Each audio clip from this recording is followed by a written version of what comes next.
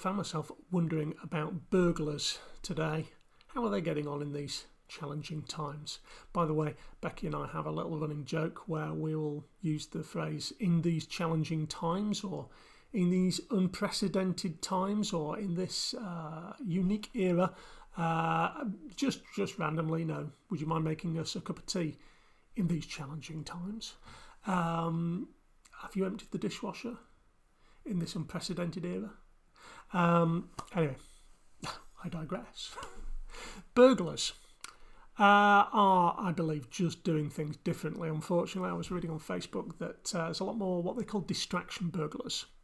So people will get somebody to the door and say, oh yeah, we're doing some essential maintenance work to your house or whatever, and somebody will nip in around the back, unfortunately, and steal your possessions. Breaking and entering, I would imagine, is down because most of us are stuck at home most of the time, and pretty difficult to predict when people are going to be in or out. Why did I think about that? Well, this morning's Gospel reminds us Jesus did not break and enter. We're told the doors were locked for fear of the Jews. And the disciples are gathered together. They've seen Jesus be crucified. They've seen the end of all their hopes and dreams of what was going to happen.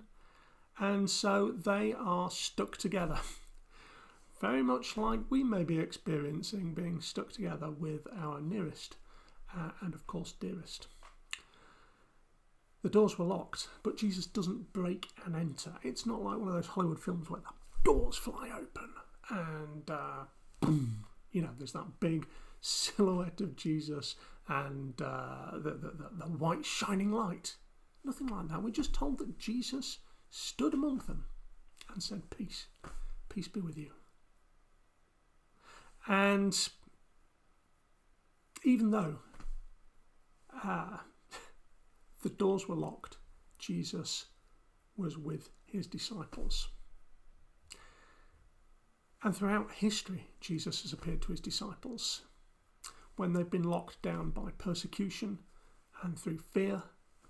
Jesus has been with those who are perhaps sick at home or in hospital, or in those tiny groups of Christians who suffer persecution for their faith from pretty well every government from the beginning of the church. Christians have been faithful to Christ and found that Christ is faithful to them. Because Jesus doesn't just break through into closed rooms. He breaks through into closed lives and closed minds. One of my takes on Thomas is the old idea that he's Doubting Thomas. Everyone calls him Doubting Thomas, don't they? Doubting Thomas isn't really what he's doing. He's not doubting. He's being faithful. He's being faithful to his religious beliefs. As a Jew, he would believe the resurrection would come at the end of time and everybody would be raised from the dead by God. But one man? That's not right. And so Thomas is faithful to what he believed. He might have been faithful to believe what we all know. People don't come back from crucifixion. Dead men don't rise from the grave.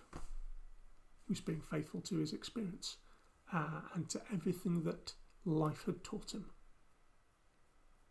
And yet into that closed mind and that closed experience, Jesus comes again and speaks to Thomas and says, put your hand in my side, put your fingers in the holes so that you may know that it's me.